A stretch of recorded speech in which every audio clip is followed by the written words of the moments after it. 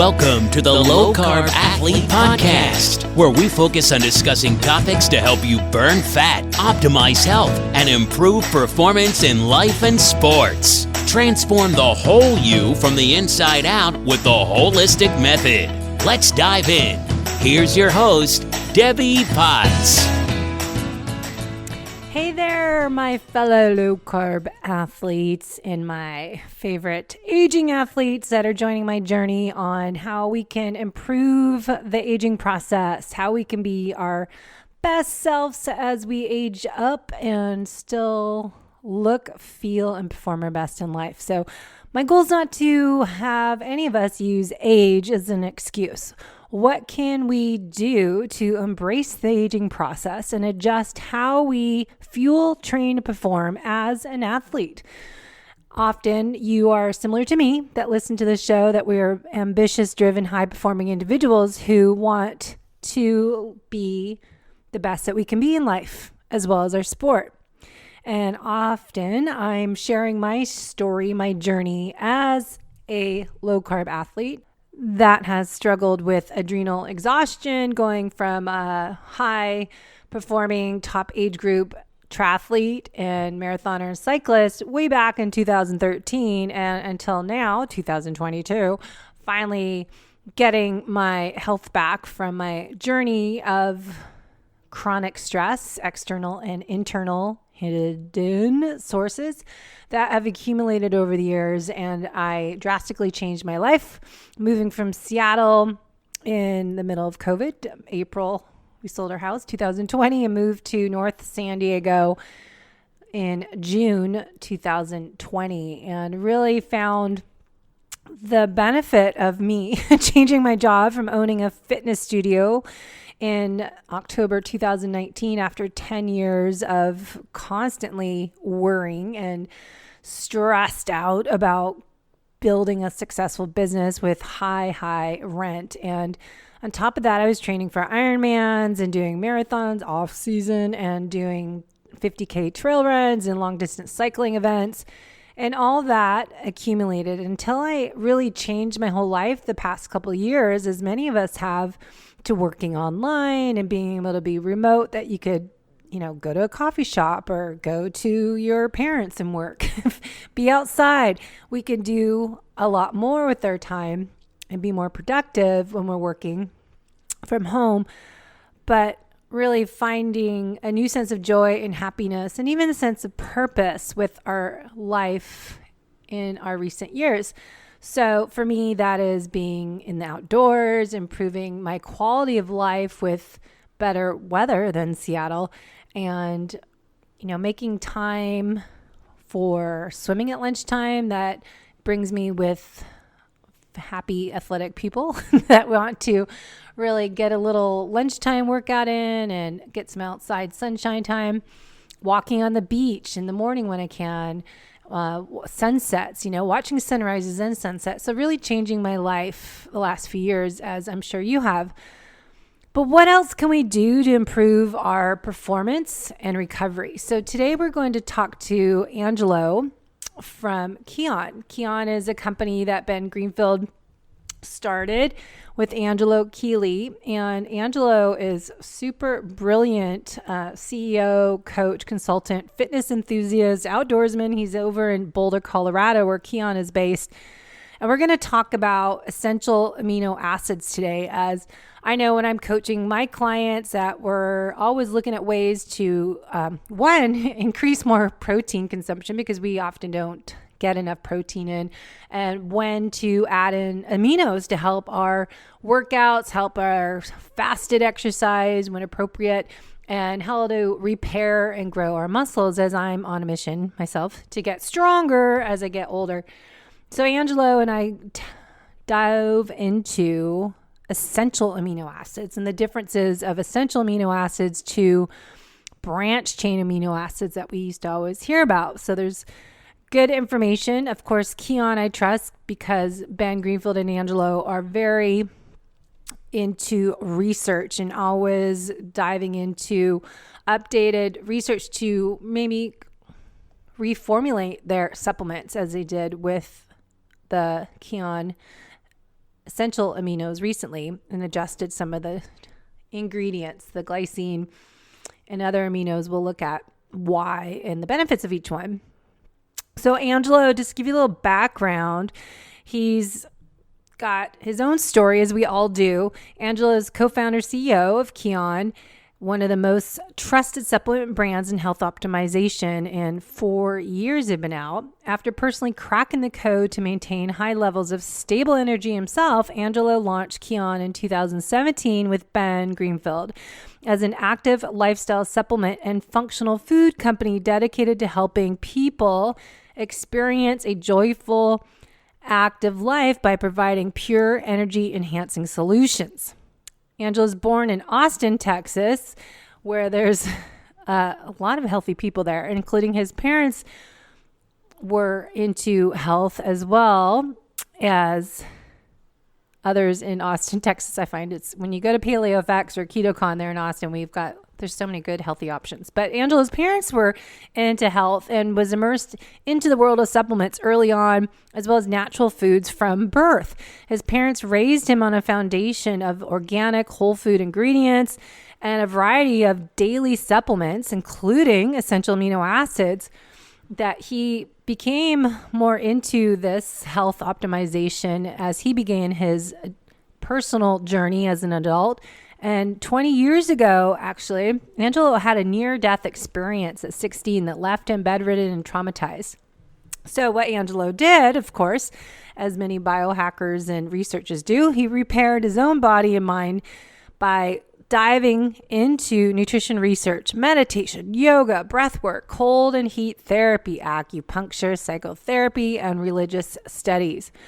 Angelo cracked his own code for what he needed to do to rebuild his house. So harnessing and maintaining his own high energy level of energy. Angelo went on to study multiple languages, developed an international career in Europe and India, and ultimately became a successful health entrepreneur, now based in Boulder, Colorado, and working as the CEO of Keon. And of course, if you live in Boulder, you're usually outdoorsy, active, high-performing athlete, fitness enthusiast as he is. Angelo is committed in everything he does to help others activate and sustain their own inner energy for a joyful, active life. I love that word joyful to have in that bio he has. Joyful, happiness, gratitude, play, laughter. Those are all big words that I like to make sure my clients are embracing that part of life, that they're adding in laughter every day into their schedule, something that's fun and different. And happiness is one of the 8 elements of what I call the holistic method coaching program. That happiness often gets forgotten about when we get to be so type A, AAA driven, ambitious athletes that myself, I got so serious about racing at a high level that I was a little more uptight and anxious than I am now. Definitely different life schedule, sleep schedule. I prioritize sleep. I go for a bike ride. I'm okay stopping for a coffee stop halfway through the ride if it's longer, and really changing how I view life and finding more times for happiness. And one of my mantras is, positivity. Find positive mind, positive attitude, positive vibes, positive energy. So make sure you are doing what Angelo is striving for, finding inner energy for a joyful, active life. So with that, I want to touch on what are the essential aminos before Angelo and I start diving into his research and his journey. So, of course, we'll talk about Keon research because Angelo is CEO of Keon. And Keon Aminos, there's capsules and there's powder, and you can choose which one works best for you. But I find capsules are a little easier to take sometimes, and then there's appropriate time when I want to drink some aminos as pre-workout and put it in a little mix with some sea salt or LMNT or Redmond's Real Light salt electrolyte mix. So Keon Aminos, or let's just talk about EAAs, essential amino acids for energy, strength, and recovery. Now, there are a little bit more in the new formulated aminos from Keon is 40% leucine. I said glycine. I meant leucine is what they changed based on data, scientific data backed ratios of each amino that is in their formulation.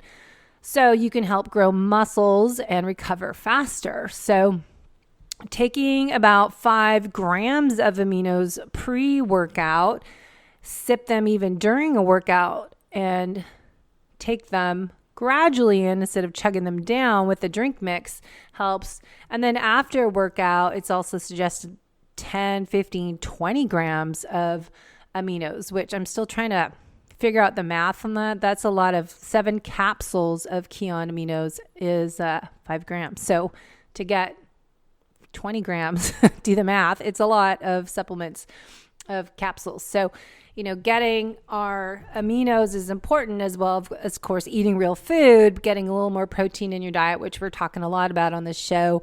0.8 to 1.0 grams of protein per body weight is a lot, and especially when we want to take 20, 30 grams at once and spread that out throughout the day, it's really hard to get that in if you're doing fasting. If you're only eating in a 5-hour window, you're probably not consuming enough protein, because if you take in all your calories at one meal as an OMAD, you're probably not, you're probably overeating and trying to get everything in at once. And then we don't break it down and absorb it all for not digesting our food properly. And then we only can absorb so much at once. So going back to aminos, that's a whole nother show in itself.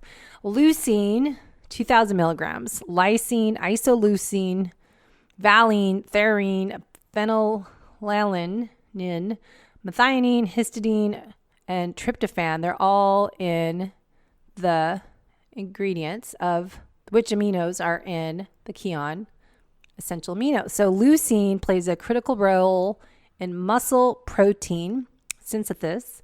And then we've got lysine that enhances muscle repair and recovery.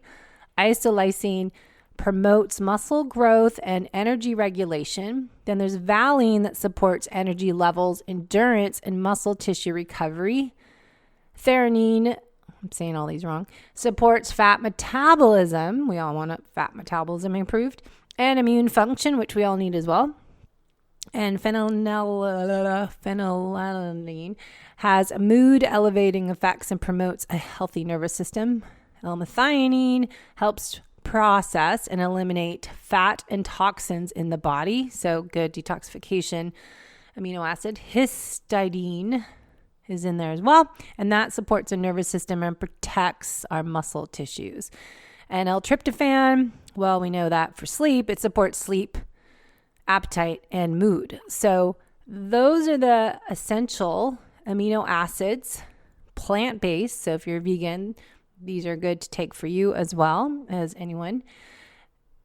And they're the essential amino acids for peak performance. So we really want to implement essential aminos as an athlete to help our recovery, help our performance. So when do we take them? Liquid or capsules? How do you implement them into your workout program? We'll talk about that.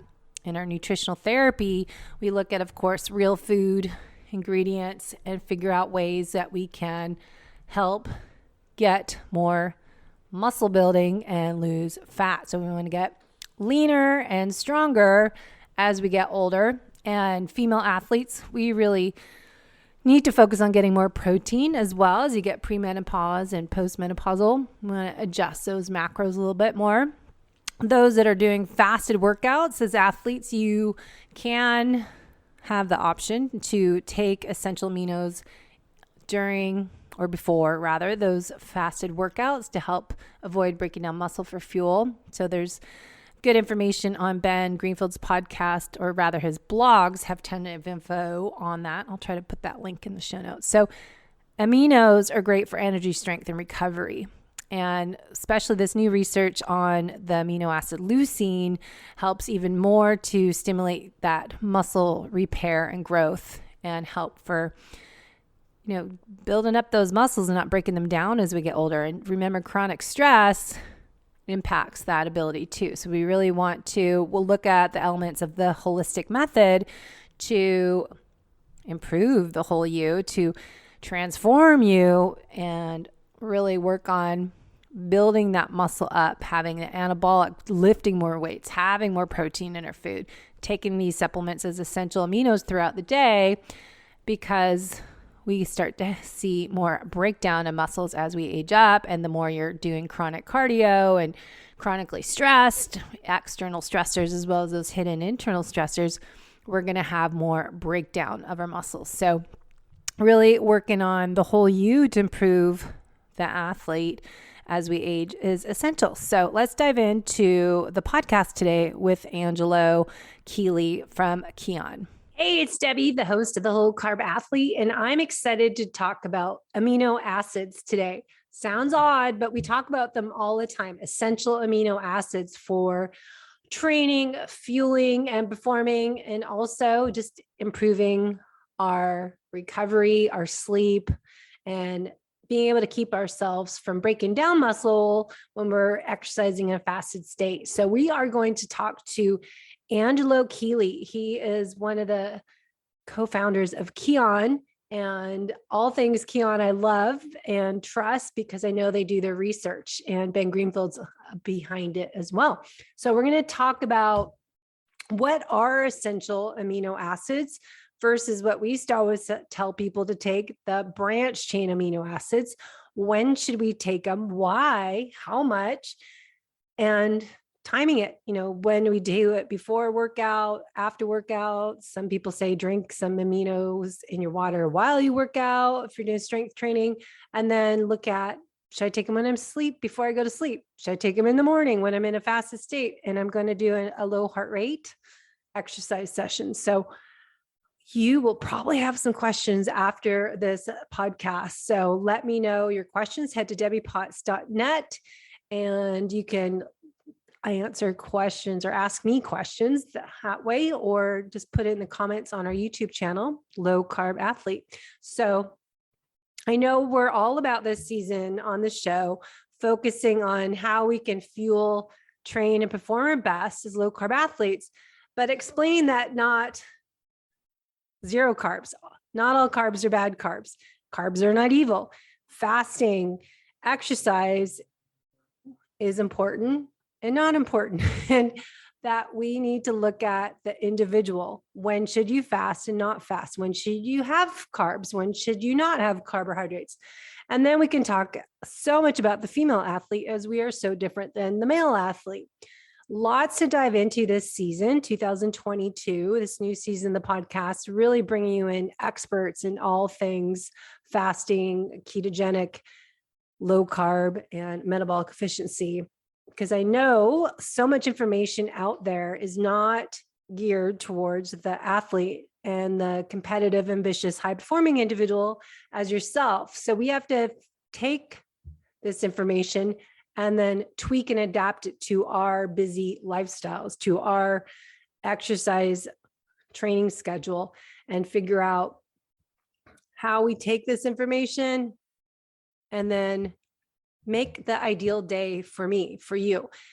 Personalize your nutrition program, your training program, your recovery, your lifestyle program. That's what we do as coaches. And you can get a lot of free information out there, but really remember to make it for you. You're different. You're not the same as myself. What works for you is going to work differently for your spouse, partner, friends. So let's dive into aminos today and figure out how I and you might want the same goal to get stronger as I age, how I can keep my muscles getting stronger, get leaner, and perform my best, as well as look my best as I age up. So let's talk about aminos, protein, and more. Cool. Let's do it. All right. I've got the man behind Keon, Angelo Keely, on the show today to talk about all things aminos. So thanks for coming on the Low Carb Athlete podcast. I'm so happy to be here. Thanks for having me, Debbie. So I've been a part of Ben Greenfield's journey for, now he's an old 40-year-old. So I think he was in his late 20s when I started following him because I did Ironmans, and just it's fun to see the Keon. You guys started this in 5 years ago? How many years ago is Keon? 2017. Yeah, the end Wow. of 2000. Well, we started the company at the beginning of 2017, but launched the end of the Yeah, year. and I shared your intro, your bio background, but it's really interesting to see how much has evolved in the supplement industry itself the last few years, and how do you guys set yourself apart before we dive into specifically aminos? I think it's really quality. I mean, Uh-huh. quality is really like the primary thing that we, I think, take the most amount of pride in. Um, it's really hard to make really good supplements. There's a lot of manufacturers out there. There's a lot of formulators out there. There's just a whole array of research to choose from to say like, hey, this is the good research. All of the raw ingredients that go into products. It takes a lot of attention and a lot of discipline to make a truly quality product. It's not obvious. It's not easy, and it's really what sets us apart. And I think, Mana, we should explain Keon is supplements, but there's a lot of supplements out there that you can't always trust. And I think a lot of people just don't really realize that when it says, the ingredient list might not say everything that's in there. And that being utilized by your body? Are you absorbing it? So there's so much stuff out there in the market. How do people tell what's good and bad? I mean, I know Keon, you guys research everything, your name, Ben's behind it. Like, what is the difference of the bad stuff out there to good stuff? And how do you know? Like how to tell as a Yeah. consumer. As a consumer, I think it's overwhelming. Yeah, I think it really is finding trusted sources that can recommend it to you. Mhm. And that could be someone online, like a Ben Greenfield. It could also be your personal trainer. It could be your doctor. It could be other types of really respected blogs and research-based sites that are reviewing supplements. I think another way to look at it is price. If a product costs half as much as what we're charging, I promise you, it's half the quality or worse. You can't really get away with. You could get away with making a poor product that doesn't meet quality standards and selling it for a lot more money. You cannot make a really quality product and sell it for like half the price of what a Keon product is, or a similar company like a Thorn. Like you can't do it. Yeah. And so if it's really that cheap, I promise you, you're not getting a good deal. Well, I Uh, always say you get what you pay for too. It's like, clothing. If I could yeah, buy the $10 version from China versus going to buy, Lululemon, it's lasts for 5 years versus 6 months. So I think it's important to look at, the trusted source for sure. I always suggest Keon because I know Ben Greenfield is not going to put his name on anything that's not thoroughly tested and researched because he is the over researcher. So I think that's an important part. But also, people will go, oh, that's too expensive. I'm going to look at Amazon and like, you were just saying the prices might be a lot cheaper, but they think they can just buy amino acids. There's 50 different kinds. So what are essential amino acids versus branch chain amino acids is what I want to dive into today and talk about why we need them as yeah, athletes. absolutely. So really, essential amino acids are something that everyone needs, not just athletes. And essential amino acids are the amino acids that your body must take exogenously. Your body cannot create them itself. Whereas there's around 20, kind of depending on how you define what an amino acid is inside the body, there's around 20 total. Nine of them are essential, meaning that you must eat them through food. Others you can get through food as well, and that's great. And if you don't have kind of a robust, diverse diet, you may be missing out on those as well, and they can really help you. I mean, a great example of that is creatine, which is not an essential amino acid, but for some people who maybe don't eat enough of it, like if you are a plant-based eater and you don't eat meat, there is no creatine in any of your protein sources. So you need to eat it in addition to, you probably need to supplement with it, particularly if you're an athlete. So essential amino acids or amino acids overall are the things that build up proteins. And those are proteins within your body, as well as proteins that you would eat outside your body. So when you eat a piece of meat or you eat plant material that has proteins in it, it breaks down into the component amino acids within your body. And your body then uses those amino acids to perform all types of functions within the body.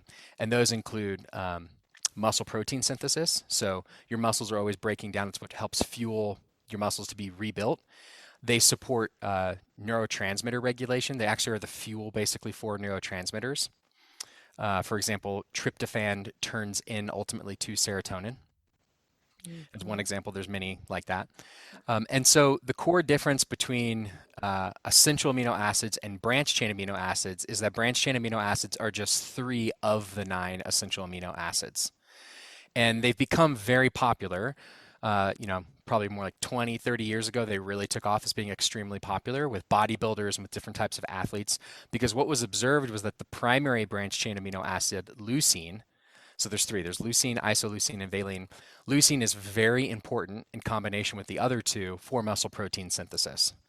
And like many things, I think you see it a lot in contemporary medicine and contemporary nutrition. People find one thing that works and they think, oh, if I just take this thing in isolation and take a bunch of it, then it will be good for me. What we've discovered over research over the last 20 years is that it is accurate that leucine is the most important factor in muscle protein synthesis. So if you want to build muscle, that's the most important amino acid. And also what's true is that there's a relationship between it and the other 2 branched chain amino acids, isoleucine and valine, that also are really important to leucine. What we've discovered since then is that if you take those 3 in isolation without the other 6, it can actually have the opposite effect. Because your body needs all 9 essential amino acids in an ideal ratio to stimulate muscle protein synthesis and to sustain it. And if you don't have the other amino acids, your body might actually try to take them out of your existing tissue to support muscle protein synthesis. So it can have an opposite effect. It also can have other types of effects on neurotransmitter regulation. It can create mood issues. It can create appetite issues where you actually get more hungry. It can lead to weight gain. So it's not that branched chain amino acids are bad. They're actually really good. It's that you must have the other 6 essential amino acids in conjunction with them to get the benefit of the branched chain amino acids. And so why can't we get this just by eating protein? Why, or I guess people are not getting enough protein. Why is it so important to take a supplement for essential aminos? So you absolutely can just get it from food sources, but it really all is based off of your individual needs, your individual health goals. And when I say individual needs, like your age, your health conditions, etc. And in addition to that, it's really like the modern lifestyle and what you can fit in. So ideally, an adult at a minimum would be consuming about 0.5 gram of protein per their body weight. And that's for like a pretty sedentary adult. So if you weigh 150 pounds, you should definitely be consuming about 75 grams of protein per day. And then you start to get a picture of how that fits into like your total calorie consumption in a day based off of your kind of macro mix. But if you have any other type of personal health situations that could include you're pregnant, or you're a hard training athlete, or you're an aging adult, like if you're over 50, your needs for protein become that much greater. And the reason for that is kind of obvious, right? Like if you're exercising a lot, you're breaking down more of your muscle. So you need more amino acids and more protein to fuel it. If you're pregnant, you're growing a human being inside of you, right? Yeah. If you're an aging adult, it's a little bit different. As an aging adult, it becomes more difficult for your body to break down protein and to utilize the amino acids that are inside of them. And thus you have to consume more protein to get the same utilization of the amino acids that, say, someone half your age might require. So in that case, you want to be targeting, more like probably 0.75 grams of protein per body weight. So maybe we'll just shift back to like 100-pound person because it's easier for the math for me, right? So if you weigh 100 pounds, at the minimum, you need to be eating like 50 grams of protein you probably a day. should gain weight if you're only 100 pounds. But probably gain weight. Maybe you're Well, 8 years old. Yeah. Okay, go ahead. I mean, if you're 5 feet tall, then yeah. But yeah, if you're in any one of these other cases, you probably want to consume around 0.75 grams at a minimum of protein per day. If they're overlapping, you want to consume even more. Like if you're an athlete, if you're a 60-year-old endurance athlete or a 60-year-old weight training athlete that's trying to like really train a lot, your needs for protein are that much more. I would definitely be eating at least a gram of protein per day to meet my basic needs for muscle protein synthesis. And so then it just comes down to like, is that a lot? It's kind of a lot of protein. So, Yeah. um, uh, what are the ways that I can get that? Mm-hmm. And there are very efficient, calorically wise decisions to get that. So, for example, something like a whey protein isolate, or if you're plant-based, a soy protein isolate. These provide a lot of protein and all of the 9 essential amino acids at once in a pretty dense format, and you can get a lot of the protein. Or it's why bodybuilders eat lean chicken breast. It's a very efficient source of essential amino acids for a small amount of calories. That said, if you are like busy, you're on the run, you're working a lot, or you're older and it's just hard, like you're not that hungry. It's like hard to eat that much chicken breast. And now you're telling me, I don't know, let's say you're a bigger guy. You're over 6 feet tall, you weigh 200 pounds, you're 60 years old, and you're telling me I got to eat like 200 grams of protein a day. That could feel like a lot. And so in that case, supplementing with essential amino acids can be helpful. The only side point I'd make is that it's really unique actually, is that if I eat a really excellent source of whole protein, a whey protein isolate is like the most ideal source of whole food protein. Half of the protein is essential amino acids, and the other half is other amino acids, which is great. They're good amino acids for me, but they're not the essential ones that support muscle protein synthesis. So while essential amino acids on their own are not technically protein, I can take basically 15 grams of essential amino acids to get the muscle protein synthesis spike of 30 grams of whey protein isolate. Wow. So it's much easier to consume. And also if anyone who's tried essential amino acids, you take 15 grams, it's not like you feel really full. It's not like you're bloated. It's pretty easy for your body to digest. Now, if you're trying to take that as capsules, it is.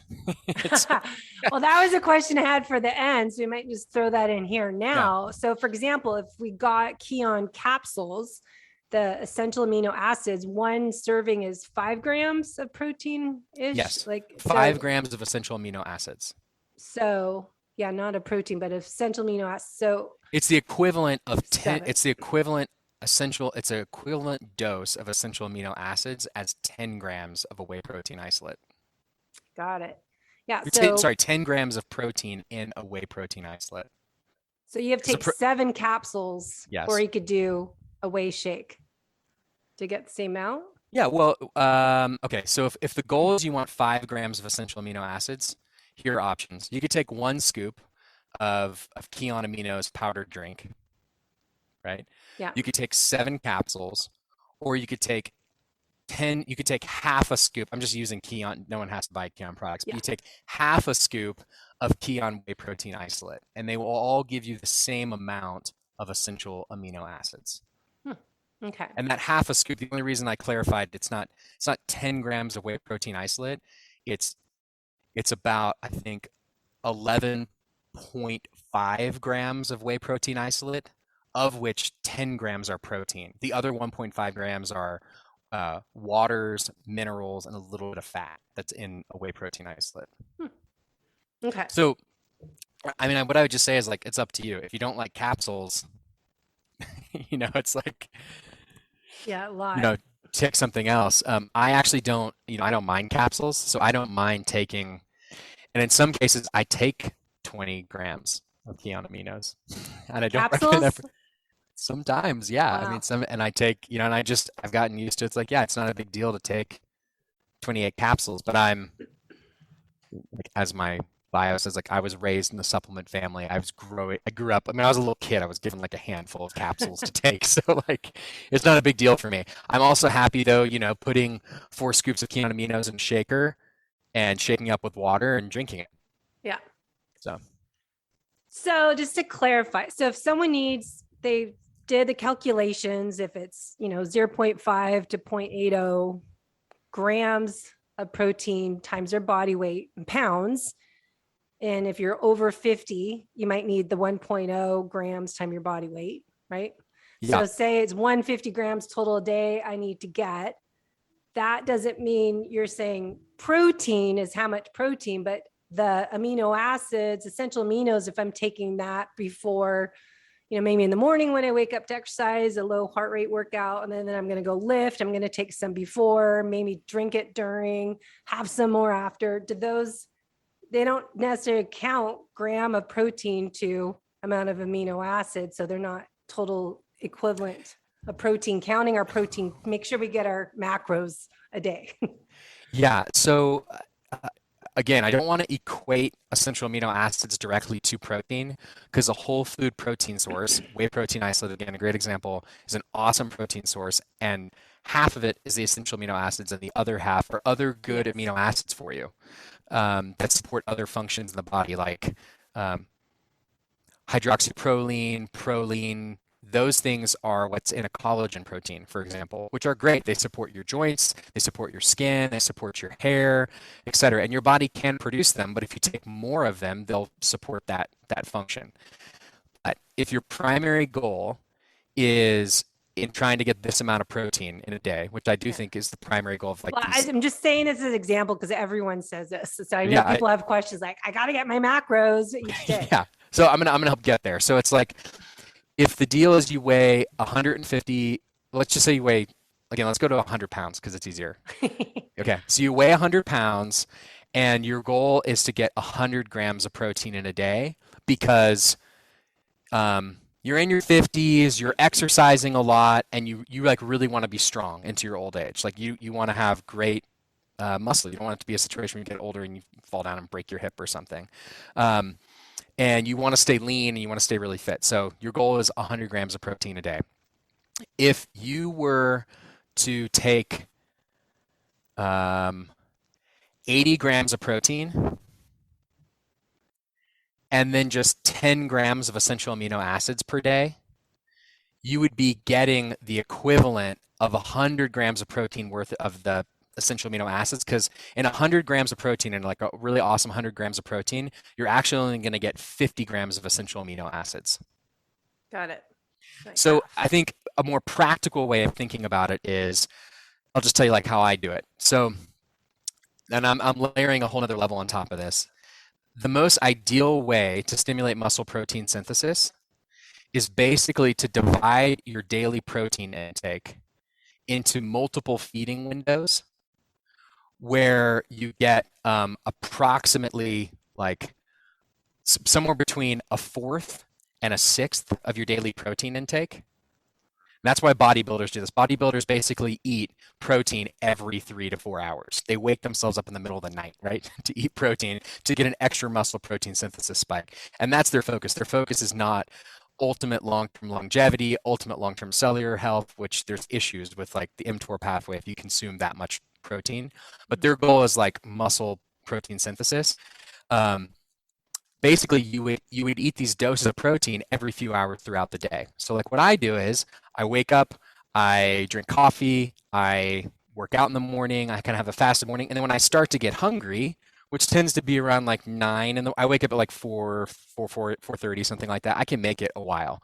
Although I have an espresso, but then I also have a cappuccino. So I get like a little bit of milk fat in there. Yeah. But I make it a little while. And then at around 9, I take a big dose of Keon Aminos. And I take about 20 grams, right? I could take 15 to 20 grams of that. And so that is going to create a muscle protein synthesis spike. And I'm suddenly going to be creating the most amount of new muscle and supporting new muscle in my body that I could. Then about 3 hours later, or 3 to 4 hours later, I have lunch. And my lunch is basically salad and 30 grams of chicken. Like 30 grams of protein from chicken. So I get another, spike. Then if I'm going through later in the afternoon, if I start to feel like I'm getting hungry again, but I don't really want to like eat again, I would choose either to eat another dose of aminos, to take another dose of aminos, or I could have like a whey protein isolate shake, like put water and a scoop of protein in the blender with ice blend it up. I've got this awesome snack, and I've got another like 20 to 30 grams of protein, and then I have dinner again with like another dose of protein. So by having these doses of protein spaced 3 to 4 hours apart, I maximize the amount of muscle that my body is getting to build. And so I think, as you can see, like the way that I use something like Aminos, or I use like something like a whey protein isolate, it gives me the muscle that my body needs. It helps me hit those macros without consuming a bunch more calories throughout the day. And I think that could totally be adapted to someone who, say, is trying to have a longer fasting window, because I know many people really want to have, they want to support autophagy. And with that in mind, you could have a longer fasting period and then just try to consume, whatever a chunk of the kind of the division of your daily protein needs, like divide it by 4, for example. So if you weigh 100 pounds, you need to get 25 grams of protein a day. Try to divide those up in 3-hour increments. And you could make 1 or 2 of them be amino acids instead.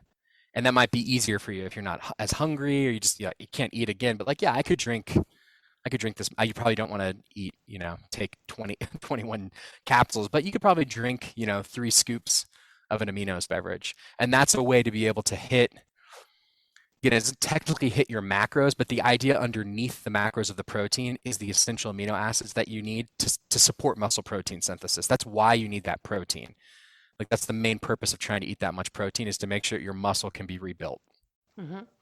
Okay, so a few questions. So we want to grow muscle, so it's timing the protein consumption and amino acid consumption with our exercises well. So if we're doing, example, fasted morning workout, what we often hear is suggestions to eat, or not eat, but have our coffee and our water, sea salt, and then have 7 capsules of Aminos as Keon, or drink it. And then I've heard if you're doing a heavy strength training session, what's the guy who's on Ben's podcast? He was saying sip it during the workout and then afterwards have it. So what about timing of taking essential aminos for those that are looking for those strength gains, and also doing fasted workouts so we don't break down muscle? Great question.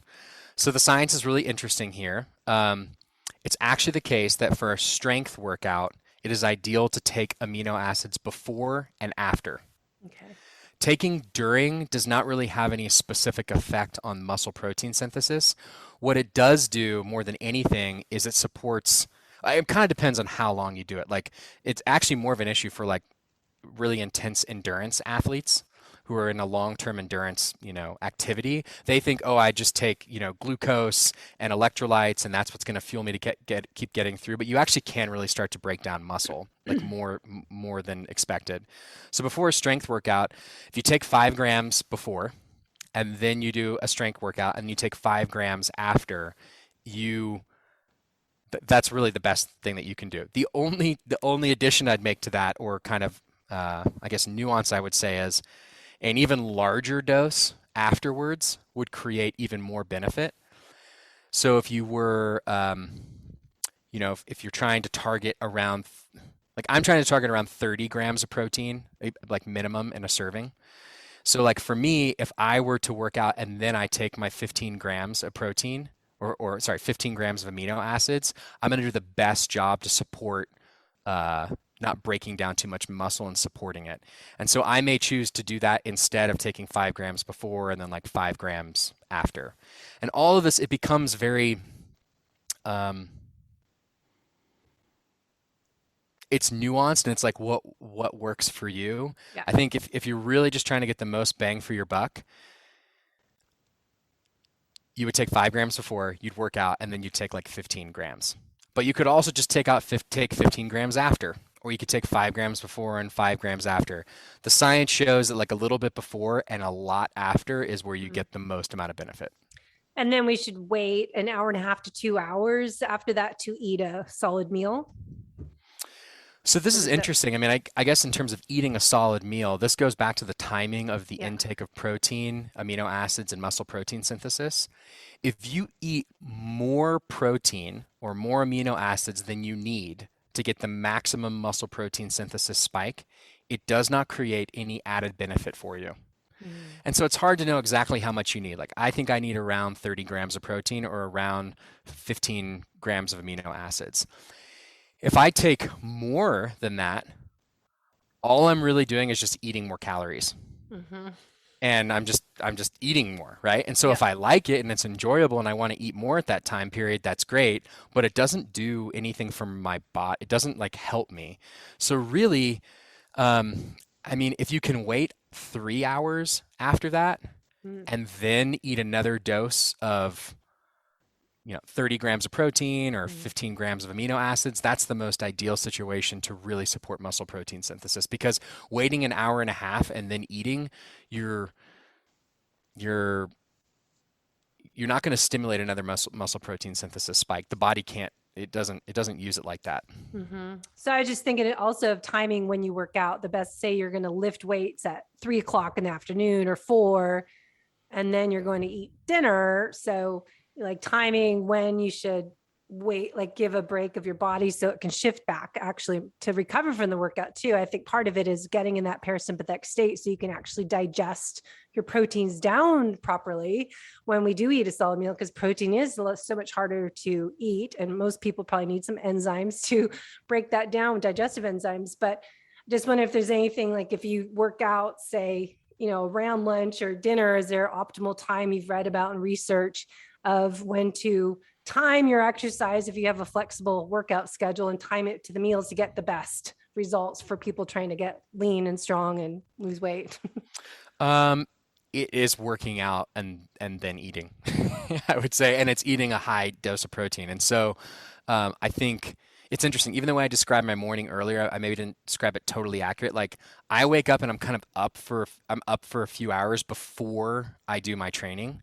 And Mm-hmm. then I do my training and then I take these aminos. So it's kind of timed closer to that 8, 9 a.m. period Mm-hmm. where I'll do strength training and then I'll take the aminos.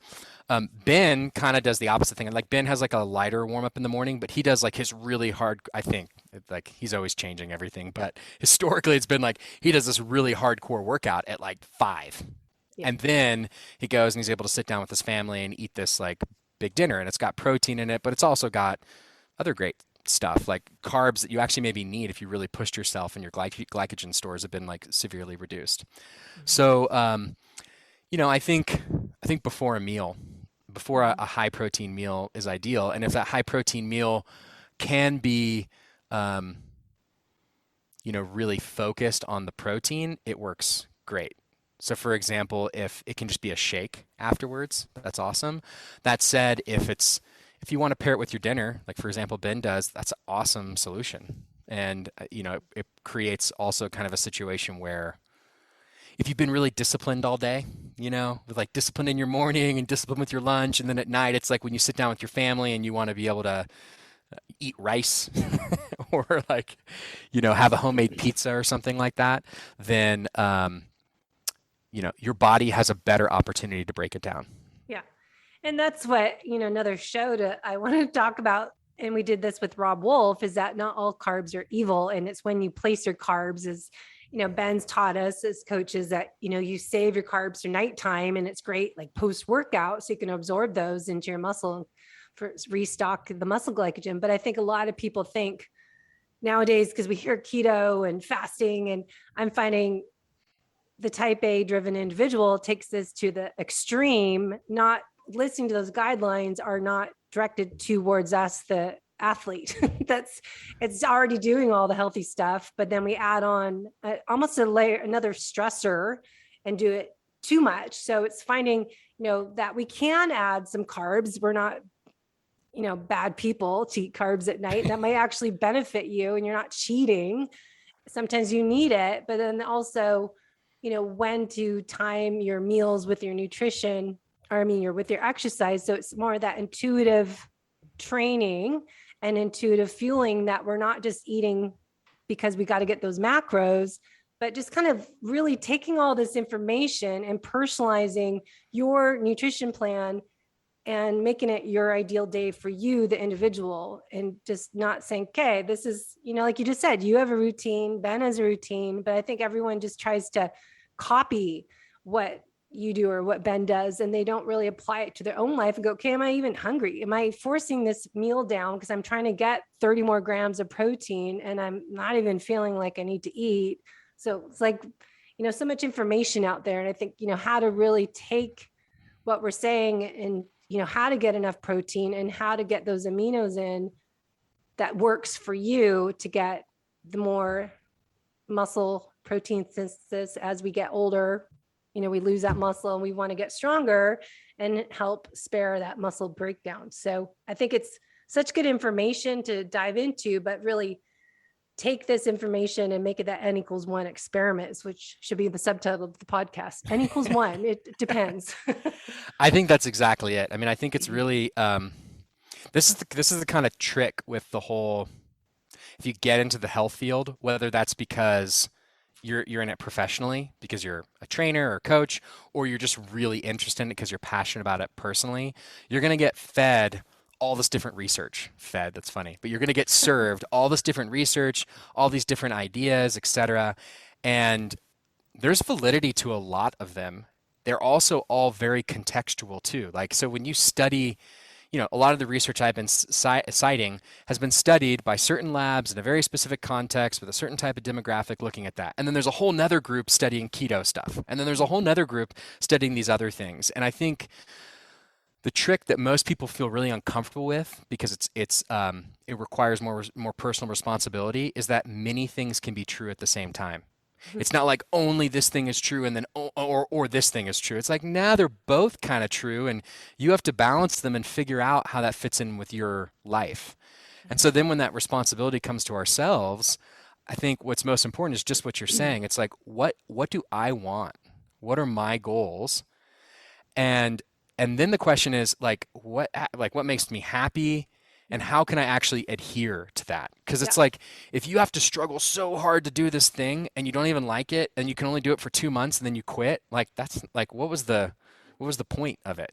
Yeah. And so, it's like, I didn't mean to be ambiguous even earlier with my answer around like when and how to take amino acids. Is it 5 grams before and 5 grams after, or 5 before and 15 after? It's like, there's really benefits to both, and it's like, what's your budget? What's your goal? Are you like, how committed are you? Are you trying to like lose weight right now, or are you really just trying to optimize for physical performance for a race you're trying to do, or strength training, or is it more about your aging? Like, there's so many different reasons why you might be thinking about your health, and so I think getting really clear about that, and then considering like, what can I actually like stick to and be happy with. Mm-hmm. Versus thinking there's one truth, and I either have to submit to this truth, or like, I'm not good, or I'll never get where I want to be. I'm not worthy. I think it needs to, I've always said this last few years that it needs to be sustainable, all these different food plans, diets, and just, we always say just your goals to be burning fat, balance your blood sugar, feel good, energized, happy, and, feel great in your workouts and have good sleep at night and all that.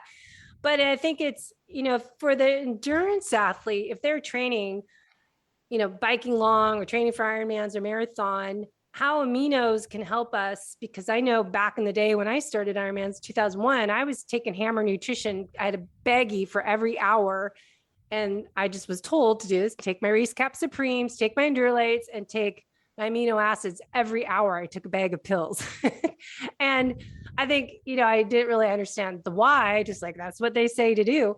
But why is it so important for endurance athletes to also be looking at essential amino acids versus just thinking it's for people lifting weights and bodybuilders? I mean, the short answer is muscle breakdown happens to us all. Yeah. And if you are doing that amount of exercise and burning up all your readily available glucose, what do you think gets burned next? You know what I mean? Like your body starts breaking down the rest of your tissue. And so you need to replenish the amino acids in your body to support muscle protein synthesis. That's really the simplest answer. I think another thing that's really interesting though too is when you're doing intense endurance activities, the what can happen is like, and actually Ben's written a lot about this, about like bonking is not necessarily from the depletion of your glucose. It's actually from amino acids and your neurotransmitters, that your brain chemicals, literally, you don't have enough of the core amino acids just to support your brain to function. Yeah. And so it's another really great and important reason to take them. That's the beginning chapter of Boundless. Is I actually was with him in Ironman Canada at Whistler when he was doing that. And then with Brock and I were at Ironman Hawaii and Kona that year when he's doing that keto experiment. And the reading about it in the Boundless book, beginning of the book, I think is the first chapter saying how Peter Attia taught him that, you need those essential amino acids need to come in each hour as well. Because if you can't think clearly, it's not the bonking because of carbs. It was more the aminos, need for aminos for your brain function. Which is such a, which again is kind of another example of like, there's a few things true at the same time. Yeah. Like literally your body doesn't have enough energy to keep pushing, so it's breaking down the rest of your tissue. But also it's like your brain doesn't have enough of the core neurotransmitters to support its functioning. And it's like those things can be happening at the same time. Yeah, and drinking MCT oil. I remember he was trying to do that in a race, and especially in Hawaii when it gets warm. That sounds just horrible. Like, give me a different option than drinking ketones on a hot bike ride on the Queen K in Kona.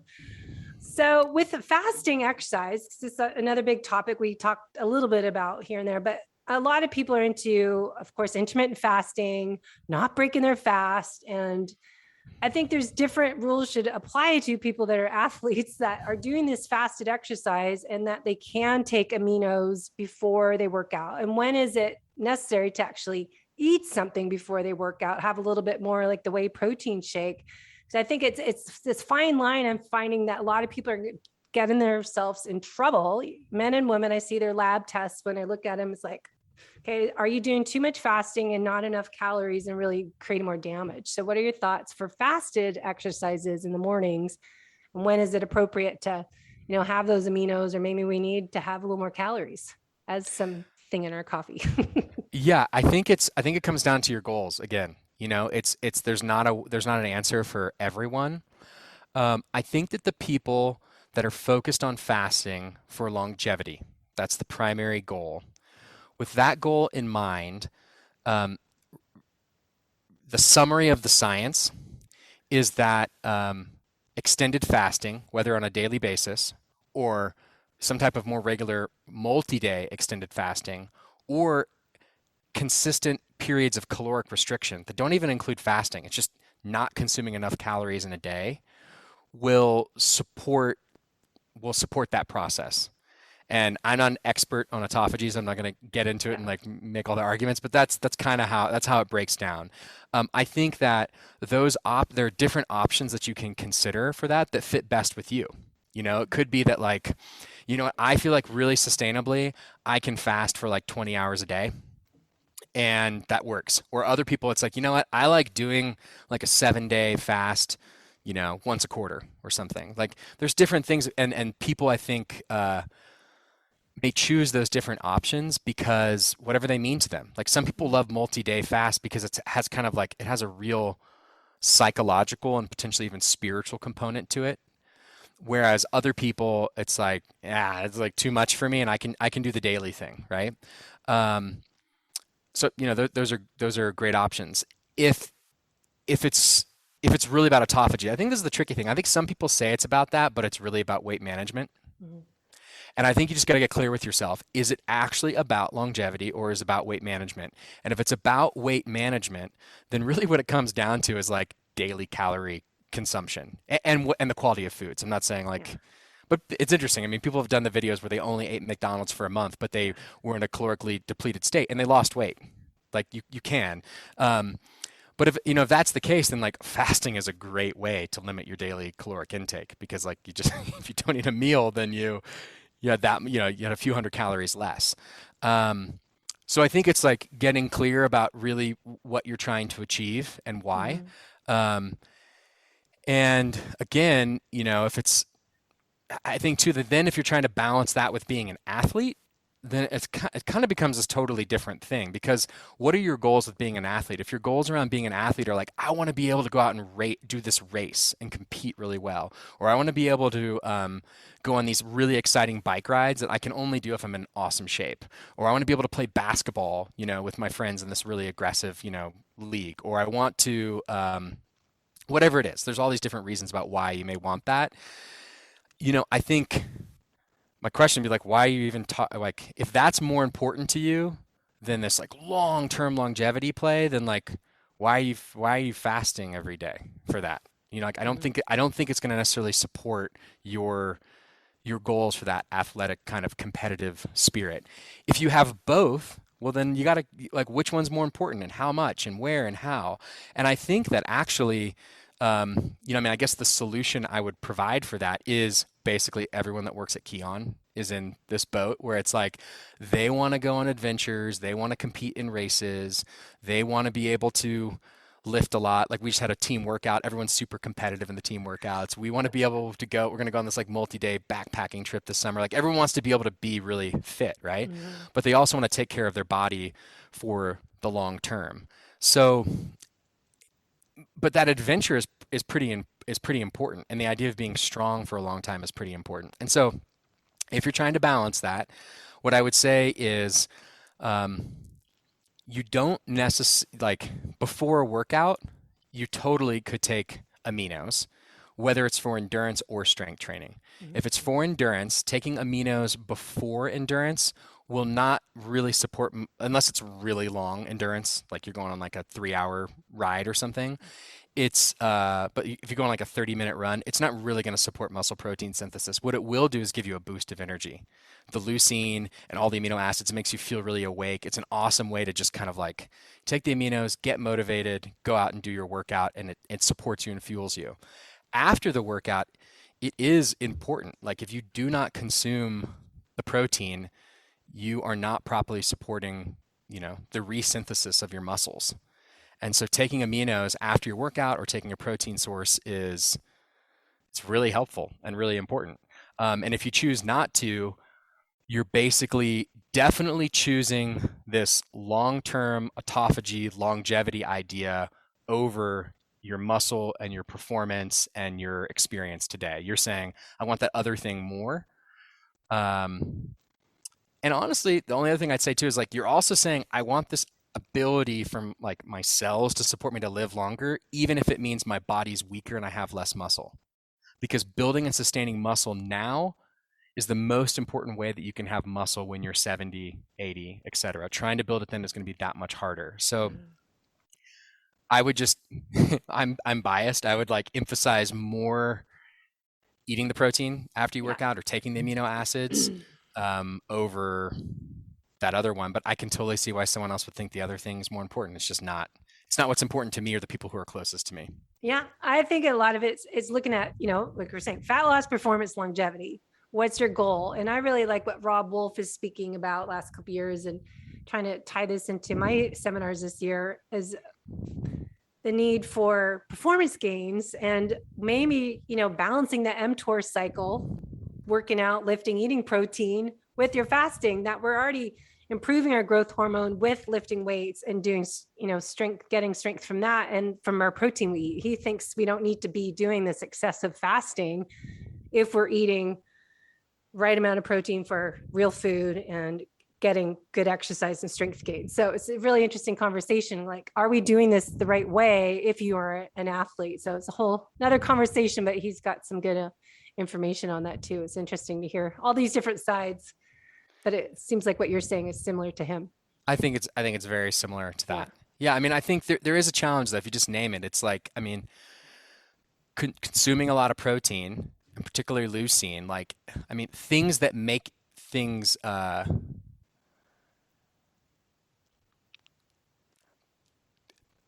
trying to be careful what I say here. Well, I'm trying to be careful what I say. I just don't want to like upset anyone. But it's like, they are kind of opposed. That's all I'm trying to say. Like they're kind of opposed. Like one stimulates the mTOR pathway, the other one doesn't. So it's like they're to some degree opposed, but it's not like they're opposed like this one's true and this one's wrong. It's just balancing what you want out of life Yes.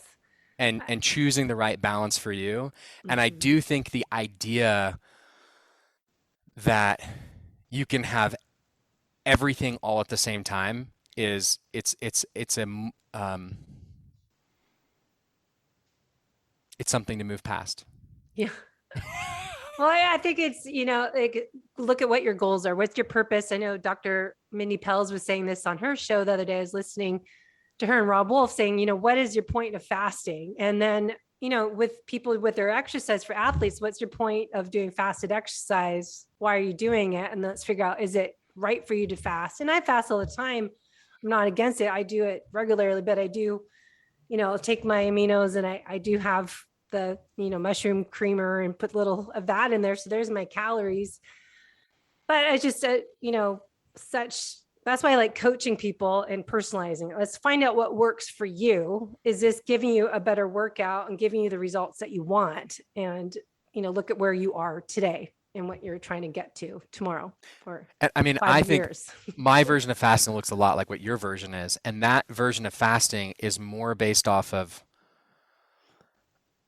muscle, having a leaner physique and having good energy today than it is about longevity. Because if you do consume amino acids, or you consume, whatever, 40, the 40 calories of milk that I consume in the morning, I am interfering with autophagy. Like I'm not in a pure water fasted state, so it's not going to happen. But it's great for my other goals. Yeah. Like if in the morning I eat a bunch of food, or particularly, if I eat like a more traditional, like American diet and eat carbs in the morning, I'll be on a roller coaster. Like sometimes on the weekend or whatever, it's been a while, but like take my kids to the bakery and I'm like, well, maybe I could like have this, this muffin. And then like my day, I'm just like, I'm wanting more of that. And I feel kind of like imbalanced, etc. And so it really works for me to not, and just to wait until lunch. And I love getting to eat a bigger dinner. And honestly, a dinner should probably be my smallest meal. If I was really trying to be healthiest, I'd probably like, all this whole fasting thing, we would really fast from like noon probably until like 8 in the morning. But who wants to do that, right? It's way Yeah. easier to like flip it the other way. But like I like having dinner with my family, and I like being able to eat a bigger meal. And so I prefer like fast in the morning, have a thoughtful lunch. Yeah. Yeah. I think it depends on your family schedule. I said that with Yeah. Renee Bells. We were just podcasting yesterday saying, I don't have kids, so I can eat my main lunch is usually 2:00, and I'll lift weights at 5:30 at night, nothing intense. And then have my aminos and creatine. And then some nights I have some bone broth if I feel like I needed more calories and more protein. So I think it depends on your life schedule, but I know we're going to From run a out pure, of time. from a Yeah. pure like nutrition standpoint, your thing is healthier than mine. Well, it's if you lived in Europe, we need to move to Europe because that's what they do. Yeah. Everyone comes home for lunch for 2 hours and has the longest meal ever in the afternoon. And, all the towns shut down, and just live in Italy for a while and learn how they eat. So before we finish, because I know we just have a few minutes, anything about sleeping and recovery? Because I know we've heard taking some aminos before bed, and we only have a few minutes. So this is like maybe part 2 someday, but what are your thoughts on aminos, essential aminos before bed? I can't believe we haven't actually like talked about this because I know, it's like huge topic. well, it's interesting timing. When is this podcast going to come out? April. Oh wait, yeah, April. April. So Keon now has a sleep formula out, Oh, and that and that sleep formula includes it's amino acid based. nice. And the reason for that is because really, if you get to like the heart of what optimized sleep is, from a behavioral standpoint, it's that I'm able to go to sleep easily. I stay asleep without like major disturbances. And that like I wake up having had good sleep quality. But that's largely from like being able to sleep without major disturbances. And a lot of that comes down to your neurotransmitter regulation. And there's a few neurotransmitters that are like really important for that, and that some then have a hormonal implication. Two of them that are the most important really are GABA and serotonin. Serotonin ultimately converts into melatonin. And that's why people just take the hormone itself of melatonin. So it is wise or can be helpful to take certain amino acids, to have enough amino acids throughout the day, enough protein throughout the day, to have protein before you go, in your last meal, but also to potentially supplement with additional amino acids to sleep better, to regulate those. So the three amino acids that we chose are based off of having absolutely the most amount of research behind them. And one of them is an essential amino acid, and it's tryptophan. What's interesting, though, is if you look at the formulation of Keon Aminos, it's formulated more for performance, really. I mean, aminos are made to as a pre-workout and as a post-workout primarily. They're formulated for muscle protein synthesis. They actually have very little tryptophan. The studies behind the proper amount of tryptophan to have a substantive effect on sleep latency, so being able to go to bed, or to fall asleep, and to sleep with less disturbance and have quality sleep, is a gram of tryptophan. Wow. Now, again, this is based off of basically a 40-year meta-analysis study. And naturally, there's different sized people, et cetera. And so this can be different for different people, in the same way that the amount of protein you may want to consume in a day may be different based off your body weight, based off your current health. But the overwhelming evidence shows that, for most people, it's a gram. That's the required amount to actually have this improvement. And the tryptophan, basically, the way that it functions is that it ultimately turns into serotonin and then ultimately supports melatonin production. And it's kind of the primary function, the function of how the amino acid works to support sleep. The other two that are really important are taking GABA directly. And there's a specific form of GABA, pharma-GABA, that's in our formula, that actually all of the science around GABA is using pharma-GABA. Any of the science that's around relaxation, that's around any of this, it's all the core studies have been done with pharma-GABA, and it's just a superior extraction and formulation process. So GABA is really important because it's actually the most populous neurotransmitter in your brain. It's 50%. And it's had tons of studies around it, basically creating a relaxing effect. And it's really just key to being able to have a steady state of sleep. The other supporting amino acid, and so GABA is obviously not an essential amino. Well, maybe it's not obviously an essential amino acid, but it's not an essential amino acid. Another non-essential amino acid that we include in the formula is theanine. And theanine also has the most amount of clear scientific and research evidence behind it to directly support the improvement of sleep quality. So combining these three together, we basically just took where all the best research showed, and we tested it and worked with it and used the exact what the research showed, and it worked amazing. It wasn't rocket science. It's when you asked at the very beginning, maybe coming full circle, why is Keon different as a company?